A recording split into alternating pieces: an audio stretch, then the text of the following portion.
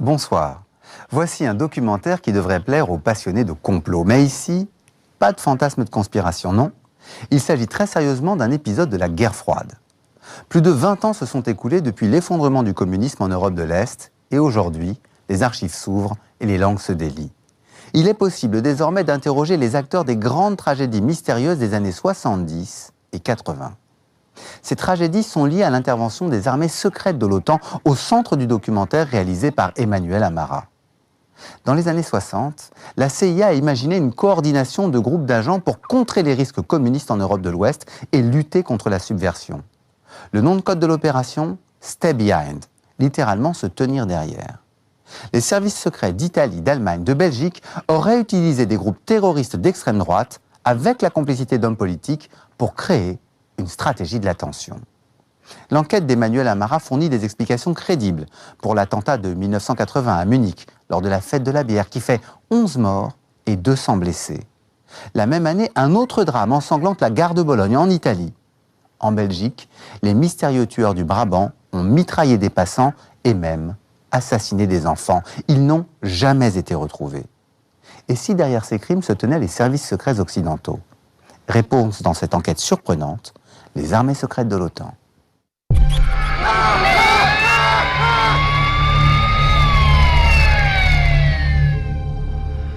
Du début des années 50 à la fin des années 80, pendant la guerre froide, l'Europe a été le théâtre d'une guerre secrète meurtrière.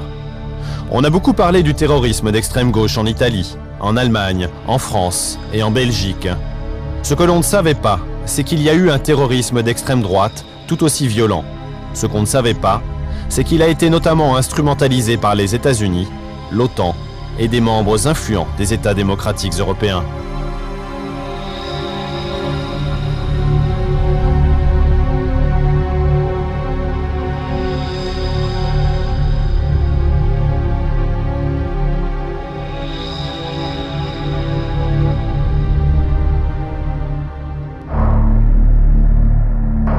Le 24 octobre 1990, devant les élus de la nation italienne, Giulio Andreotti, l'ancien chef de gouvernement, révèle au monde entier l'existence d'une armée secrète européenne placée sous commandement de l'OTAN et des États-Unis. Cette armée serait responsable de manipulations, d'assassinats et d'attentats. Selon Andreotti, l'armée secrète agissait avec l'approbation des États, ou du moins d'une partie des élites gouvernantes. En révélant ainsi l'existence de ce réseau d'agents, il déclenche l'un des plus gros scandales politico-militaires de la fin du XXe siècle.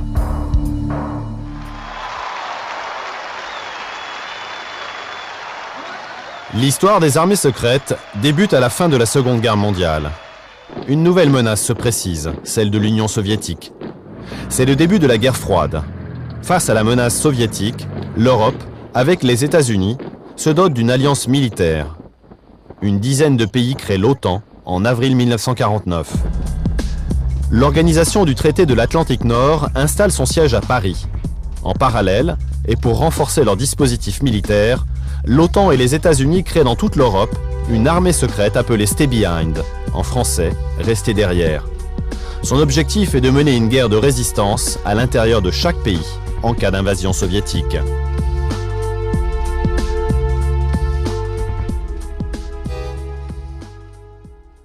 L'historien suisse Daniele Ganser a passé 7 ans à enquêter sur cette armée secrète. Son travail a permis de prouver que les États-Unis en étaient les maîtres d'œuvre. Ses recherches ont mis à jour le rôle secret de l'OTAN comme cheville ouvrière de ce réseau.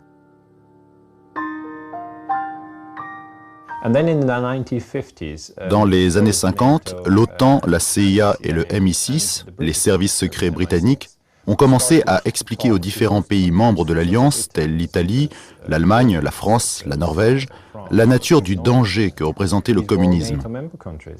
Le danger communiste venant de l'extérieur avec l'Union soviétique, mais aussi le danger du communisme à l'intérieur de chaque pays. Pour bien comprendre l'histoire de ce réseau secret, nous nous sommes rendus à Berlin. Jusqu'en 1989, sa partie Est était la capitale de la République démocratique d'Allemagne. Elle abritait notamment la Stasi, le ministère de la Sécurité. Depuis la réunification du pays, ces archives sont ouvertes aux chercheurs. Cas unique dans l'histoire de la guerre froide, on peut aussi rencontrer d'anciens agents, notamment ceux du contre-espionnage. Ils espionnaient l'OTAN et connaissaient l'existence de cette armée secrète. Il n'y a pratiquement aucune preuve de l'existence de cette organisation. Et c'est dans les archives de la Stasi que l'historien Daniele Ganser fait une découverte de taille, un document daté de 1984 qui évoque l'armée secrète et sa mission. Il y est explicitement écrit qu'il existe en Europe de l'Ouest une structure composée d'agents secrets qui se nomme Stay Behind.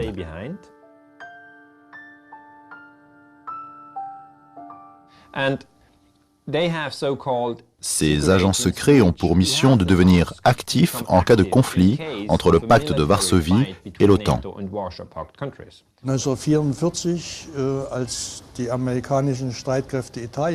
Les relations des États-Unis avec ces armées secrètes remontent à la période de la Seconde Guerre mondiale.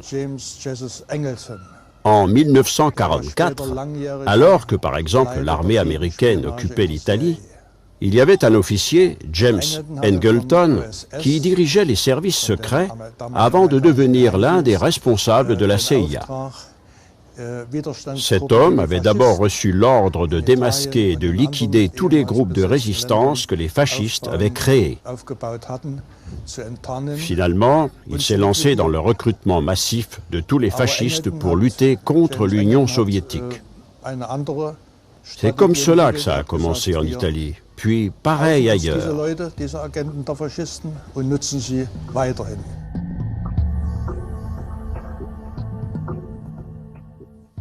À l'époque, comme aujourd'hui, l'OTAN était dominée par les États-Unis.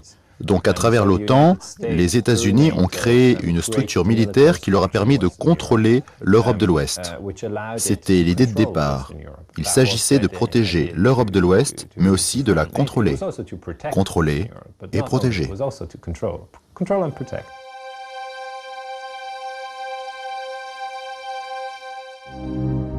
Depuis la libération, la présence militaire française en France est massive et ambiguë. En plus du siège de l'OTAN à Paris, le pays abrite plusieurs bases américaines. La CIA, dirigée par Allen Dulles, y mène toute la lutte anticommuniste. En 1958, lorsque le général de Gaulle revient au pouvoir, il se rend compte que le pays est littéralement sous la coupe des Américains.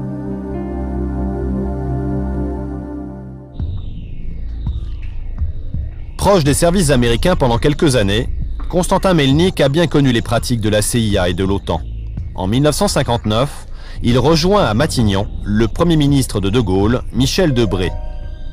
Il devient alors le patron officieux des services secrets français.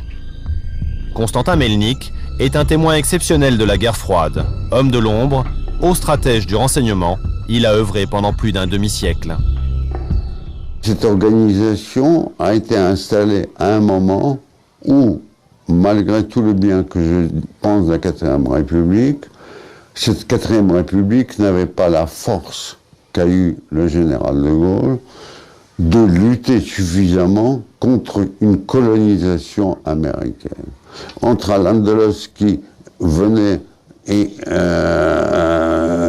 pratiquement donnait des instructions au président de la République, entre les ministères des Finances qui allaient mendier l'aide américaine pour l'abominable guerre d'Indochine, tout ça crée quand même une ambiance extrêmement dangereuse. Une situation dangereuse, car la France est alors en pleine escalade militaire en Algérie. Une guerre qui fait vaciller les institutions de la 4e République. Sur fond de contestation politique contre une guerre coloniale, des dizaines de milliers de jeunes appelés français sont envoyés combattre les indépendantistes algériens. Pour ramener l'ordre dans le pays, De Gaulle fonde la 5e République et conduit l'Algérie vers l'indépendance. Une décision politique qui mène pour un temps la France au bord de la guerre civile. On m'a informé, à mon arrivée à Matignon, de l'existence d'un secret d'État qui était une idée qu'on m'a présentée comme très originale de création d'une résistance intérieure. Il existe donc également une armée secrète en France. Elle est en partie composée des parachutistes du 11e choc. Ils sont basés à Sercotte, près d'Orléans, en Corse, et à Collioure, à la frontière espagnole. Ils sont placés sous commandement militaire français. Ces hommes dérapent alors en pleine guerre d'Algérie. Le 20 avril 1961, les officiers de l'armée secrète vont intervenir sur la scène politique et militaire française. Leur action va mettre en danger la Ve République. Les parachutistes des services étaient quand même moralement proches de leurs collègues d'Alger, donc il y avait des liaisons. Par exemple, je peux dévoiler un secret d'État, c'est que au moment du putsch, le chef du service action a été prévenu par le général Schall qu'il allait faire un putsch et lui a demandé de le transporter en Algérie. Eh bien, le chef du service action ne nous a pas rendu compte de ça. Le général Schall, aux côtés des généraux Zeller, Salan et Jouhaud, font un putsch à Alger contre l'indépendance de l'Algérie. Ils vont tenir du 21 avril au 26 avril 1961 grâce à la mutinerie d'une partie des troupes françaises et le soutien de la CIA.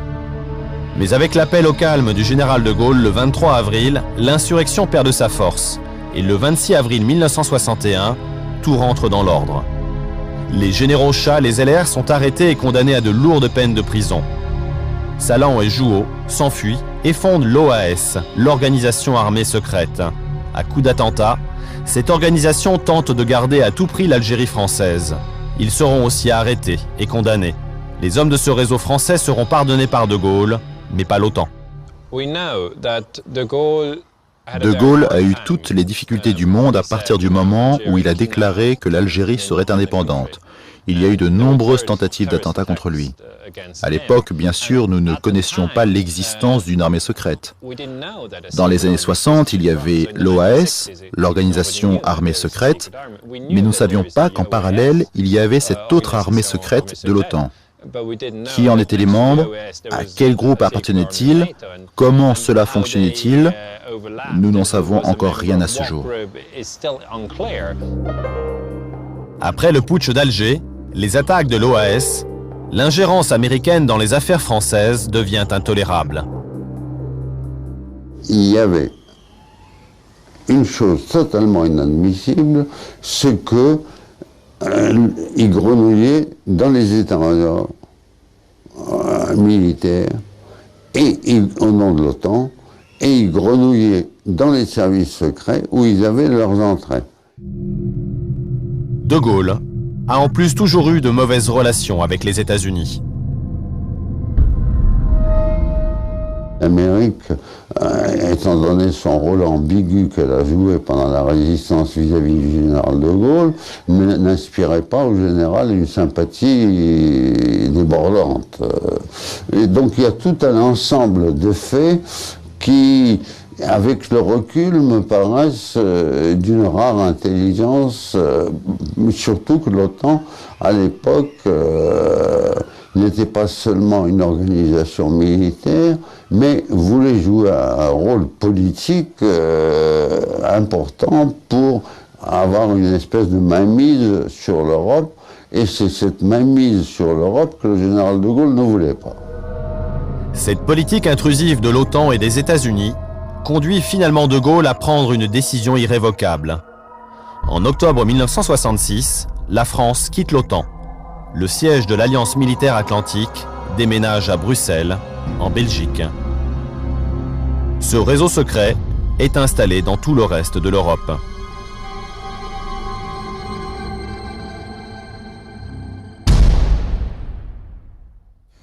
Ce qui nous a en plus frappé et intéressé en tant qu'ennemis, c'était de savoir qu'à part les pays de l'OTAN, tous les pays soi-disant neutres faisaient également partie de ce réseau, notamment l'Autriche et la Suisse.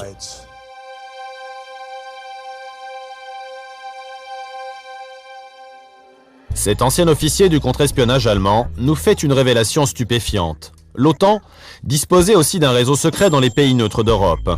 En Suisse, la P26 est le nom de code de cette armée secrète depuis la fin des années 60. Impensable pour un pays neutre. Ce réseau aurait fait partie de la structure de l'OTAN. Ces hommes, des patriotes, étaient pris en charge par les services secrets britanniques qui les formaient au maniement des armes, aux actions de sabotage et au renseignement. Un ancien agent de ce réseau a accepté de nous parler. Il va nous lire en quoi consistait sa mission dans un extrait de son contrat de travail. Bon, alors, donc j'ai fait partie de cette organisation qui s'est appelée P26. Le projet P26 prépare la résistance sur le territoire occupé par l'ennemi. On faisait de l'instruction sur le terrain, de l'instruction aux armes ou de l'instruction, par exemple, de parachutage. Tous ces agents secrets étaient entraînés continuellement. Ils faisaient entre 3 et 4 stages de formation chaque année. Pour communiquer entre eux, faire passer les ordres de l'OTAN, les espions anticommunistes avaient un système de radio crypté.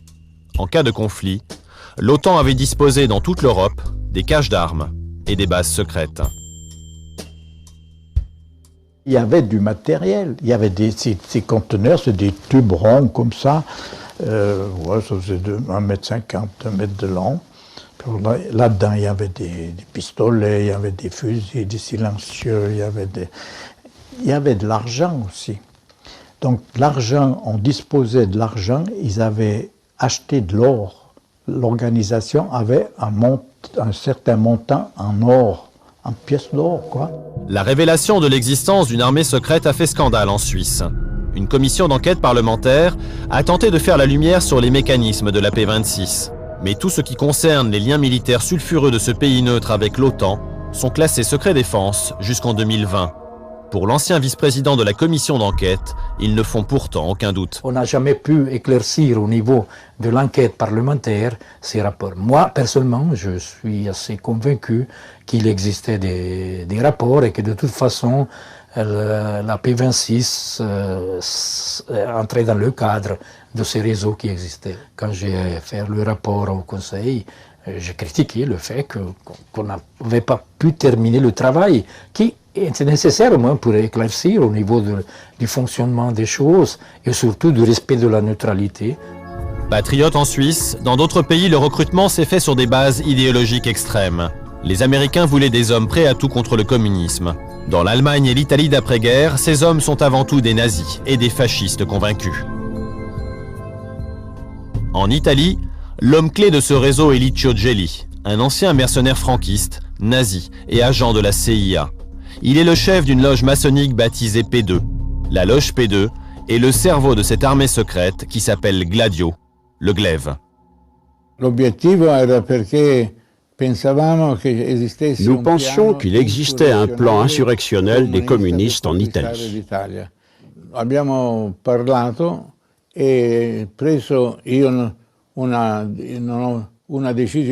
Nous en avons discuté, puis nous avons pris la décision ensemble avec Cossiga, qui est devenu président de la République, de former cette armée secrète anticommuniste.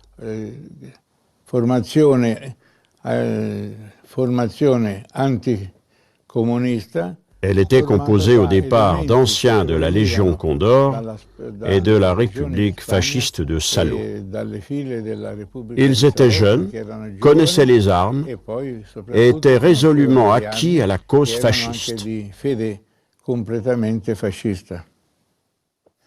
En Allemagne, une partie considérable des membres de l'armée secrète, environ 25%, étaient constitués des hommes de l'ancien service de renseignement de la SS, l'Office central de la sécurité du Reich.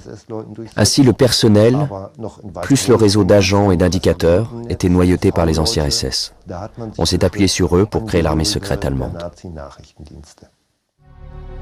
À la fin des années 70, il y a une escalade de la guerre froide avec une nouvelle course aux armements. L'URSS de Léonid Brejnev multiplie les démonstrations de force.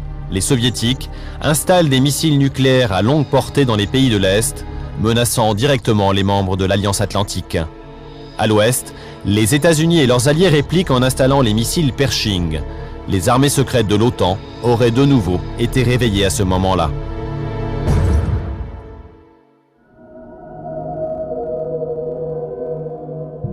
Et en Allemagne, la tension est au maximum pendant ces années. La peur et la répression gagnent le pays.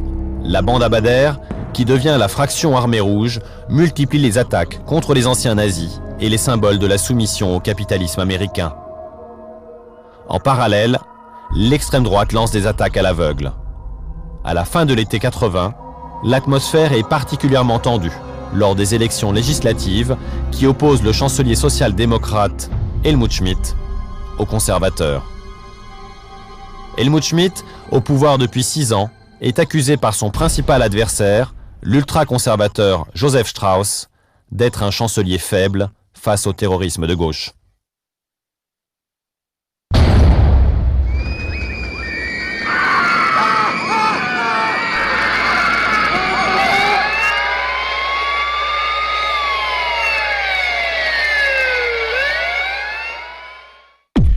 Ce soir du 26 septembre 1980, des milliers de badauds célèbrent le centenaire de la fête de la bière de Munich. C'est le moment que choisit Gundolf Köhler, un jeune homme de 21 ans, pour actionner une bombe artisanale. Le bilan est terrible. Il y a 11 morts, 200 blessés, dont 70 très grièvement. Cet attentat marque profondément l'opinion publique allemande. Les policiers allemands ont fait vite, ils sont déjà persuadés que l'auteur de l'attentat est bien parmi les victimes de cet attentat effroyable de Munich. Très rapidement, les autorités découvrent qu'il y a des liens entre Gundolf Köhler et l'extrême droite. Des liens avec un groupe paramilitaire néo-nazi appelé Milice Hoffmann. Mais après quelques jours d'enquête, la police conclut à l'acte suicidaire d'un jeune homme solitaire et désespéré.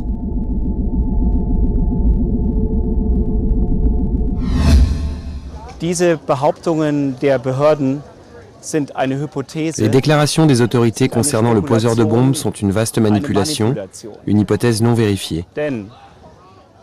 Comment peut-on présenter un homme comme un solitaire alors qu'il est musicien et joue de la batterie dans un groupe, qu'il fait 2 fois par semaine des répétitions et qu'il venait de passer une annonce pour trouver un nouveau groupe? Ulrich Chaussy enquête sur cet attentat depuis 10 ans. Il a repris toutes les bases des investigations menées par la police bavaroise. Une enquête qu'il qualifie aujourd'hui de manipulation à grande échelle. Le travail a été bâclé et les témoignages les plus intéressants concernant Gundolf Köhler ont été écartés sans aucune explication valable. Et 1 an après l'attentat terroriste, la police tombe sur une information de taille qui renforce pourtant la thèse des liens avec l'extrême droite. Une extrême droite qui, semble-t-il, entretient des relations avec le réseau secret de l'OTAN, avec l'armée secrète allemande. Une armée qui, à ses débuts, avait recruté d'anciens nazis.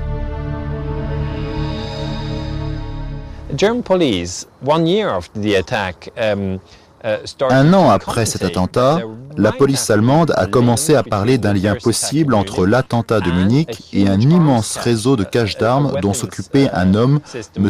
Lemke.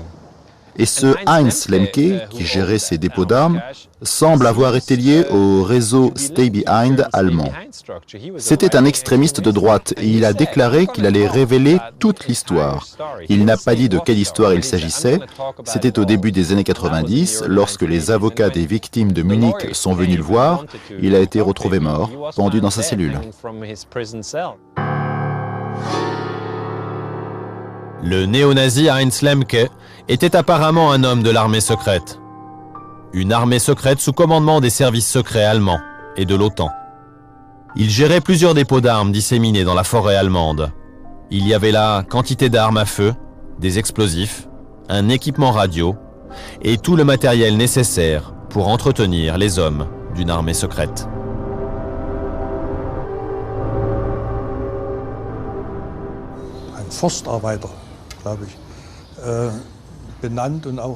D'ailleurs, tous les équipements qui ont été retrouvés dans les caches, c'est-à-dire les armes, les explosifs, les émetteurs radio, sont exactement les mêmes que ceux utilisés par le réseau secret en Allemagne.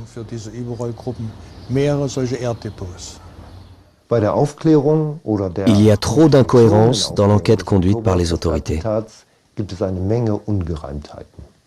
Des incohérences au sujet du meurtrier, des incohérences sur la provenance des explosifs. Selon moi, ils viennent des stocks de l'armée.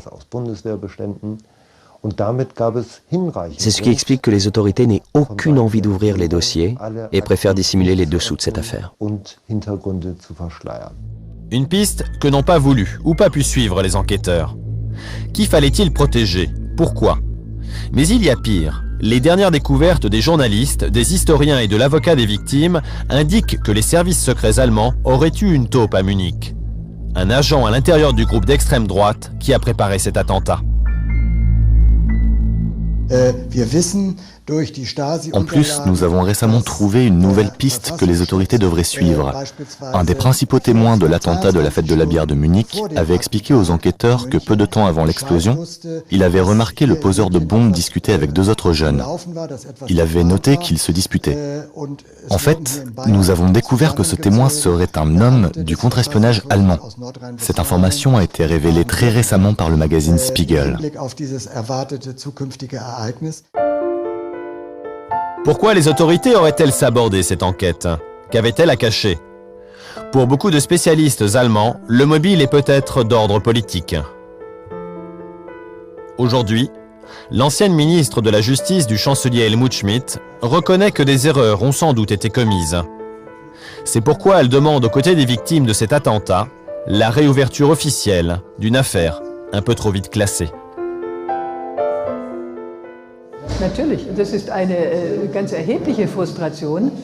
Évidemment, c'est une frustration énorme pour moi. À l'époque, j'étais ministre de la Justice et je faisais partie des gens qui ont sans cesse mis en avant les incohérences. Je le faisais ouvertement, devant les parlementaires et mes collègues au gouvernement. Je disais notamment qu'il fallait se pencher sur les groupes d'extrême droite, qu'il fallait enquêter sur les relations avec l'étranger, les militaires et les services secrets. Mais personne ne voulait m'écouter. Pourtant, nous savons aujourd'hui que pendant la guerre froide, tous les services secrets ont fait des choses abominables. Il y aurait eu un pacte du silence d'une partie de la classe politique allemande. Quel intérêt aurait-il à dévoiler aujourd'hui des secrets qui les concernent? Quel intérêt aurait-il à déballer leurs arrangements passés? Il y a eu un pacte du silence. Il n'y avait rien à gagner en faisant la vérité. L'Allemagne craint qu'en y regardant de plus près, les deux principales formations politiques qui se partagent le pouvoir pourraient en subir les conséquences. Pour comprendre comment cette armée secrète s'est immiscée dans les affaires intérieures de certains pays, l'historien suisse a découvert l'explication dans un document clé. Un accord passé dans le cadre de l'OTAN entre les services secrets italiens et la CIA en vue de la création d'une armée secrète dans ce pays. Le document précise que l'autre cas d'urgence est Sovvertimenti interni. Traduit, cela veut dire agitation interne, agitation sociale, manifestation. Cela veut tout dire. Cela va d'une manifestation communiste à Rome au syndicat qui empêche une usine Fiat de fonctionner. En fait, ces armées secrètes avaient une double stratégie. En cas de conflit ouvert et d'occupation d'un pays membre de l'OTAN, elles devaient organiser une résistance. Une deuxième stratégie s'est développée avec les années. Il s'agissait de créer des tensions politiques à l'intérieur des pays de l'OTAN et d'étouffer par tous les moyens les mouvements de gauche.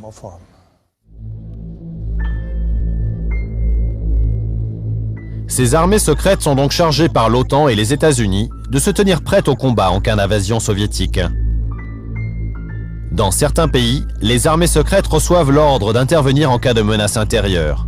Radio, renseignements, de l'Espagne à la Norvège, de l'Italie à la Belgique, ces réseaux sont mobilisés pour surveiller de près les activités de leurs ennemis communistes et socialistes. La priorité était dirigée vers le Parti communiste et vers les organisations crypto-communistes. Donc en fait, à l'époque de la guerre froide, et jusqu'au moment où la nature de la menace a commencé à changer, la quasi-totalité de nos moyens est axée vers le contre-espionnage.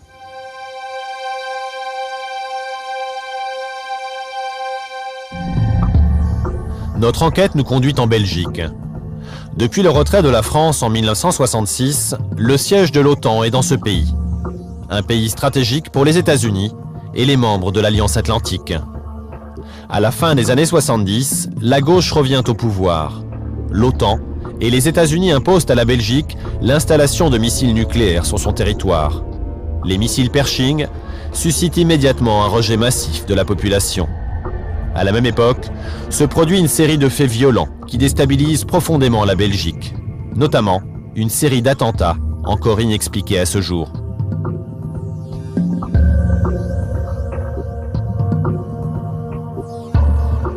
Charleroi, sud du Royaume de Belgique.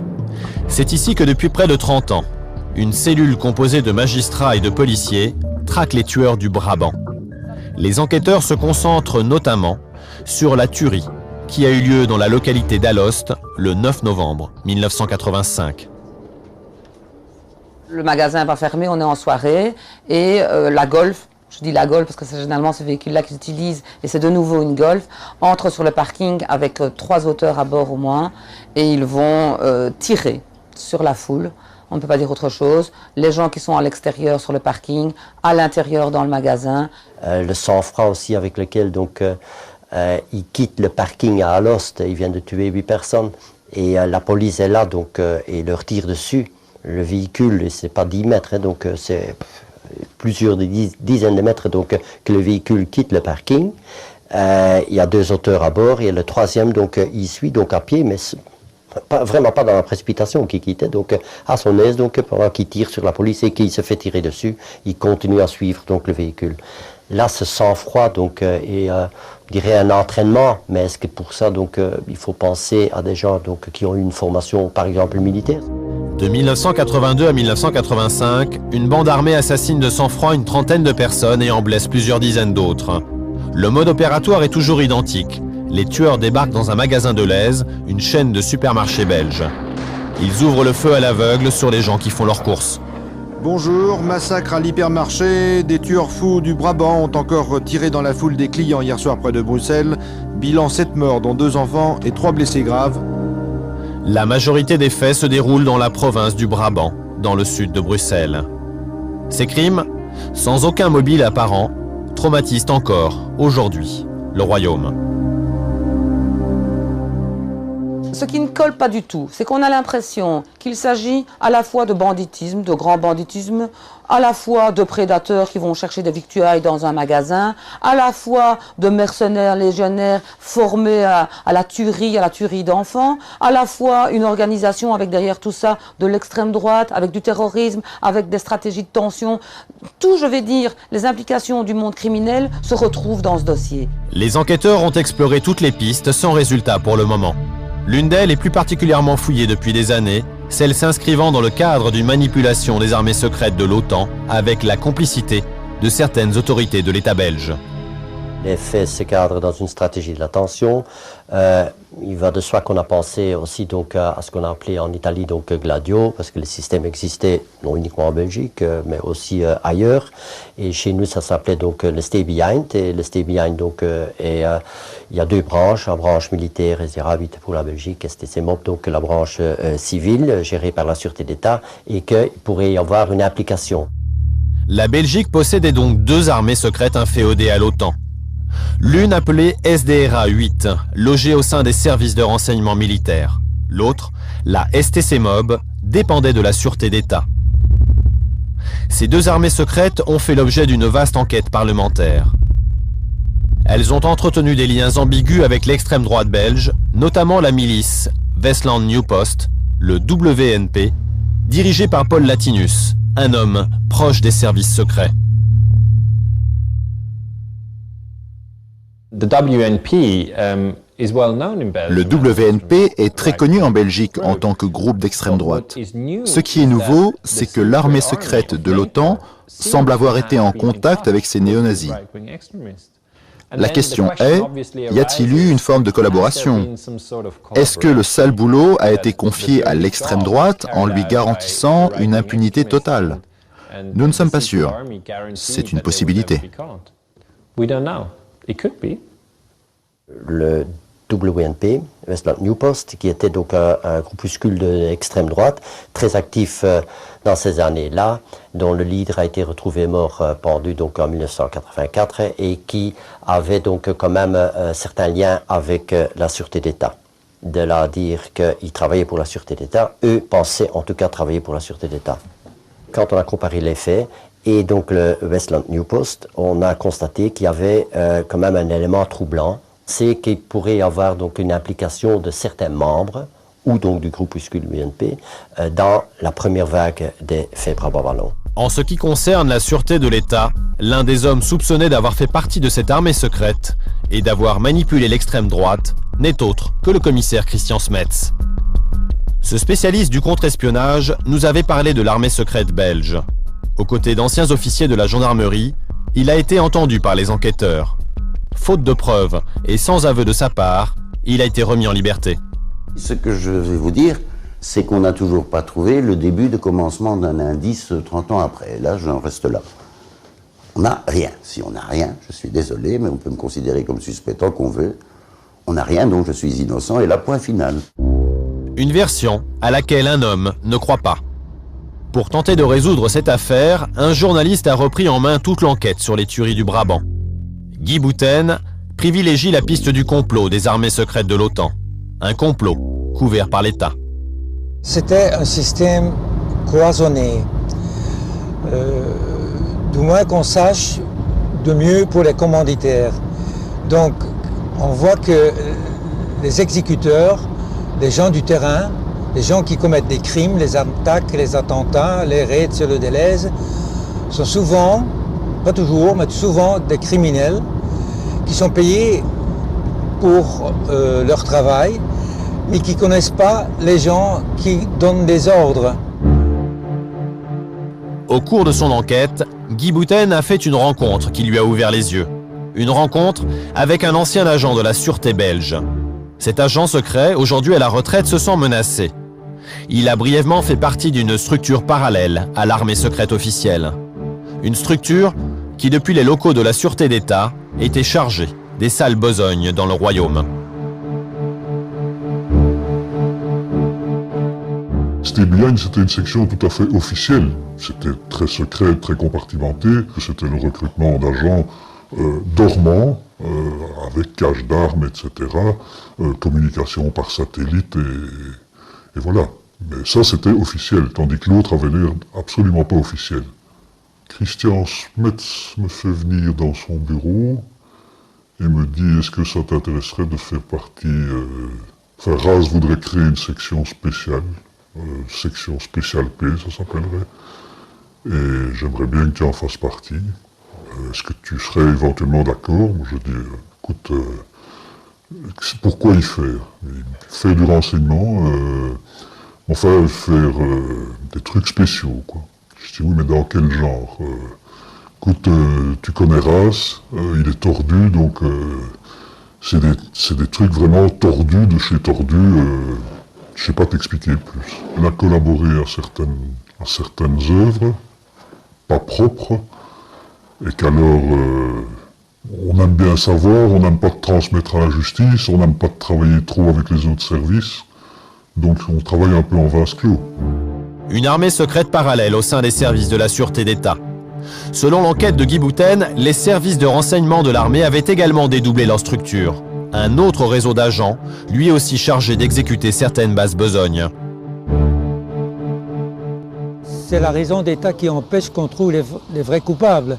Entre les CBA officiels et les crimes, il n'y a pas de lien. Ce qui est arrivé, c'est que des militaires, des gendarmes, ont créé en Belgique, avec l'appui des Américains, un Stay Behind parallèle, un Stay Behind bis, si vous voulez, qui a commis ces actes de terrorisme,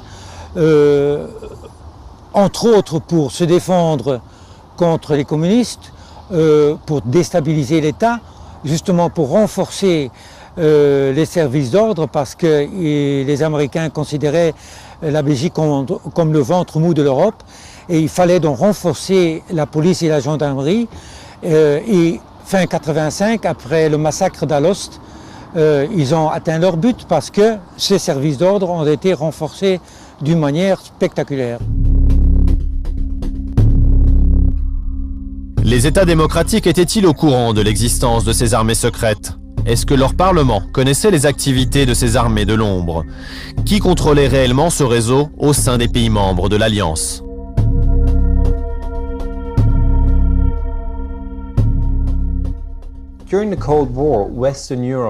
Pendant la guerre froide, les pays d'Europe de l'Ouest étaient censés être libres et démocratiques.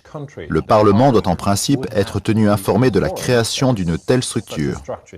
Nous savons aujourd'hui que cela n'était pas le cas. D'ailleurs, lorsque les armées secrètes ont été découvertes en 1990, le Parlement européen a condamné très fortement la création de ce réseau clandestin d'armées secrètes. Il s'agissait donc bien d'une conspiration au sens strict du terme. Un petit groupe d'individus a décidé de créer une structure secrète en se disant que c'était une bonne idée. Toutefois, les parlementaires qui l'ont appris que bien plus tard étaient furieux. Il n'y a plus aucun équilibre entre les pouvoirs et personne pour contrôler ces armées secrètes.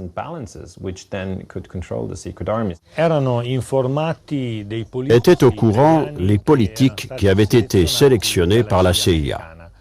Les services secrets militaires étaient au courant, notamment le chef qui gérait au sein des services une unité totalement dédiée à l'armée secrète. Était également au courant, au cours des 40 années qui ont suivi la guerre, quelques hommes politiques, des ministres de la Défense, quelques présidents du Conseil, enfin quelques secrétaires d'État tels Cossiga, qui est ensuite devenu président de la République. Une absence quasi totale de contrôle démocratique dans la plupart des pays de l'OTAN, des armées sous contrôle américain, des alliances avec l'extrême droite. Jusqu'où ces armées secrètes sont-elles allées dans les manipulations politiques? Jusqu'où sont-elles allées dans la terreur? Je voudrais rappeler qu'il existe un document du département d'État américain qui date du début des années 70 et qui concerne la France et l'Italie. Ce document fait référence à la politique internationale d'alors du département d'État.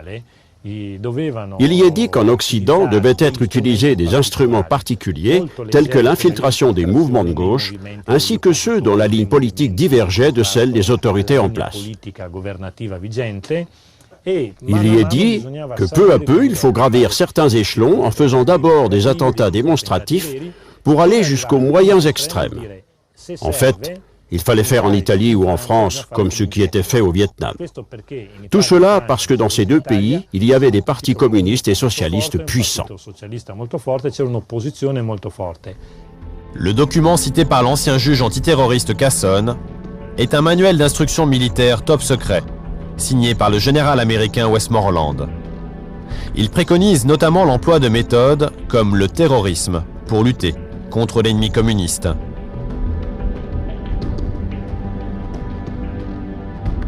Il y aura des moments où les gouvernements montreront de la passivité face aux dangers communistes.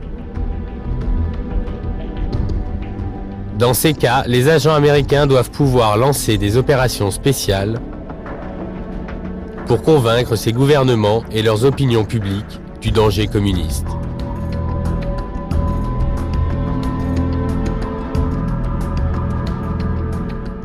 Décrié par la CIA, ce document a toutefois été authentifié par Ray Klein, un des anciens directeurs de cette même agence.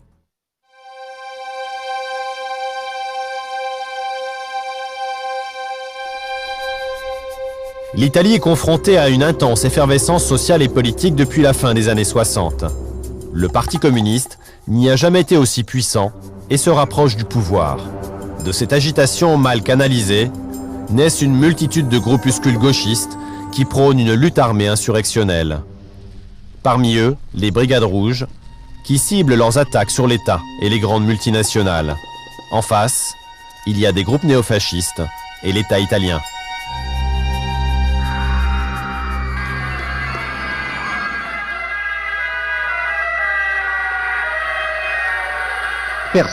Personne ne sait au juste combien il y avait de voyageurs dans le restaurant et les deux salles d'attente au moment de la catastrophe.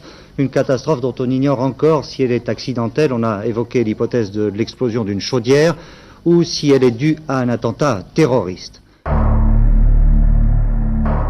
La terreur.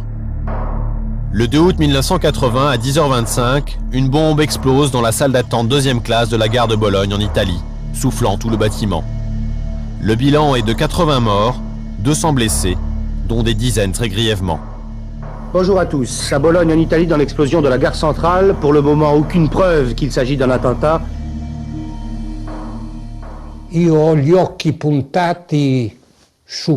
J'avais les yeux pointés sur Cossiga et Santo Vito. Je me souviens que Santo Vito voulait nier les faits objectifs. Il préférait dire qu'il s'agissait sans doute d'une explosion due à une fuite de gaz. J'ai tout de suite eu le sentiment que le chef des services secrets connaissait la vérité et qu'il voulait brouiller les pistes de l'enquête. Le sénateur Sergio Flamini est aux côtés des plus hautes autorités italiennes à Bologne dans les heures qui suivent l'explosion. La police soupçonne spontanément les brigades rouges. Le gouvernement de Francesco Cossiga accrédite la thèse de l'accident, puis celle de l'extrême gauche. Plusieurs groupuscules d'extrême droite ont pourtant revendiqué l'attentat. Cette impression de manipulation, cette tentative de pollution d'une enquête, un homme, le procureur de la République de Bologne, va la subir de plein fouet.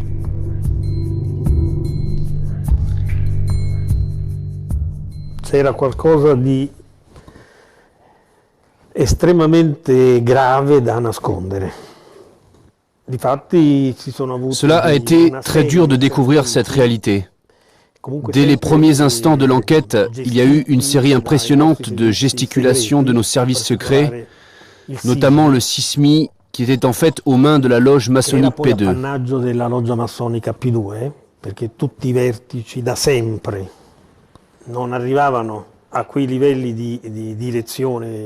D'ailleurs, j'ai découvert lors de mon enquête sur l'attentat de Bologne que tous les services secrets du pays étaient littéralement inféodés à cette loge maçonnique. En dépit d'obstacles considérables et de nombreux bâtons mis dans les roues de l'enquête, la police arrête les membres d'un groupe d'extrême droite appelé NAR, les Noyaux armés révolutionnaires. En 1995, ils sont reconnus coupables d'avoir commis l'attentat de Bologne et d'homicide volontaire, au terme d'une procédure judiciaire qui a duré plus de 15 ans. Un verdict à minima qui ne satisfait pas complètement les parties civiles de Bologne.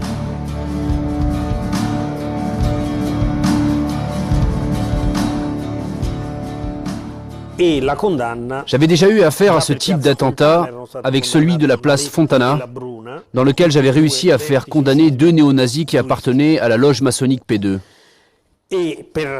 Pour Bologne, j'ai réussi à faire condamner les 3 terroristes coupables et aussi, cette fois-ci, ceux qui les avaient protégés.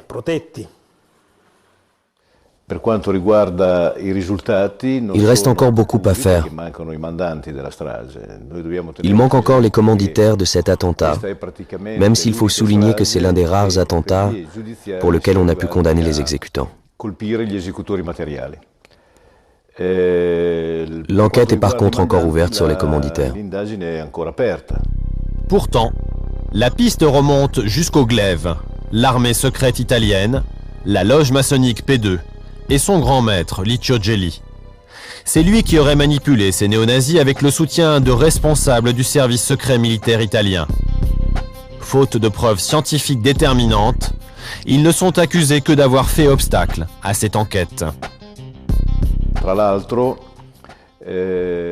Entre autres, quand on regarde de près l'enquête qui a été menée sur cet attentat, on s'aperçoit qu'elle a sans cesse été sabotée.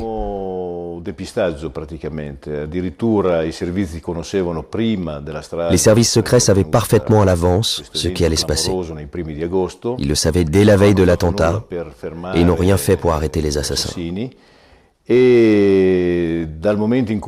À partir du moment où il était évidemment impossible de dire que c'était autre chose qu'un attentat, il y a eu sabotage de l'enquête. Et ça continue encore aujourd'hui.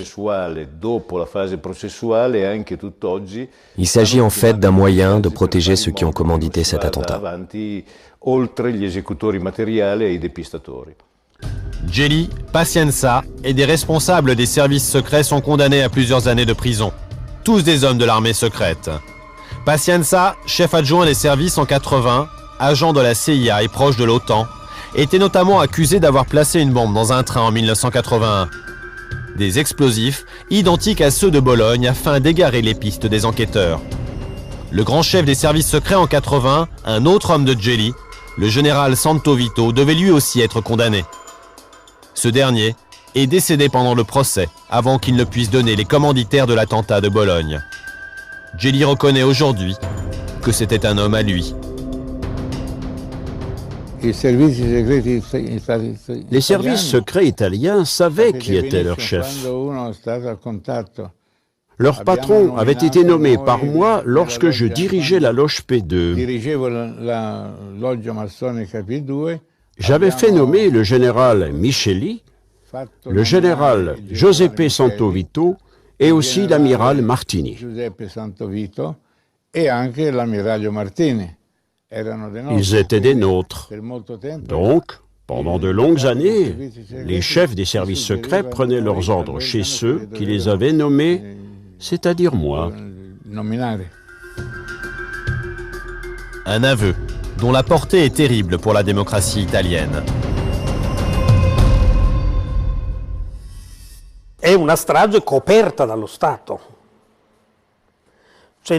C'est un attentat couvert par l'État. Cette obstination, tous ces efforts mis en œuvre par les plus hautes instances politiques pour couvrir les véritables coupables n'ont aucun sens. Si ce n'est effectivement pour dissimuler les responsabilités de l'État et du monde politique. C'est effectivement un cas de terrorisme d'État, un cas de guerre secrète, d'opération clandestine qui a eu lieu pendant ces années. Un prix, un très lourd tribut que nous avons dû payer pour la guerre froide.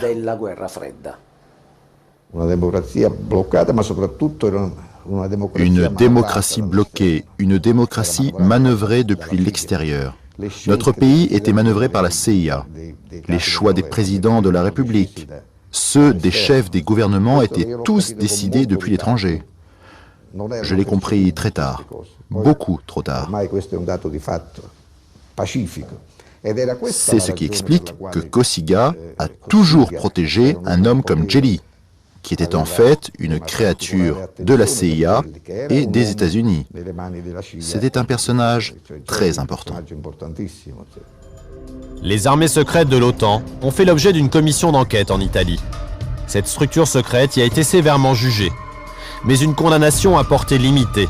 Ceux qui sont derrière, ceux qui savaient, les commanditaires de ces attentats, n'ont été et ne seront sans doute jamais punis.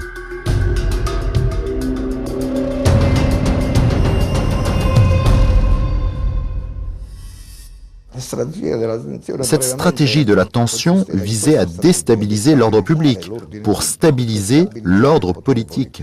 C'était ça, cette philosophie. Ceux qui ont utilisé cette stratégie dans le monde politique visaient en fait à rendre toute alternance politique impossible. Ils voulaient un régime pérenne, comme cela est le cas aujourd'hui. À part l'Italie, la Belgique et la Suisse, dans le reste de l'Europe, aucun responsable politique et militaire n'a eu à rendre de compte sur les armées secrètes. À part ces trois pays, aucune commission d'enquête n'a tenté de faire la lumière sur ces armées secrètes. Quant aux États-Unis et l'OTAN, les maîtres d'œuvre de ces armées, ils n'ont jamais voulu réagir. Nous leur avons pourtant demandé de s'expliquer. Nos questions sont restées lettres mortes.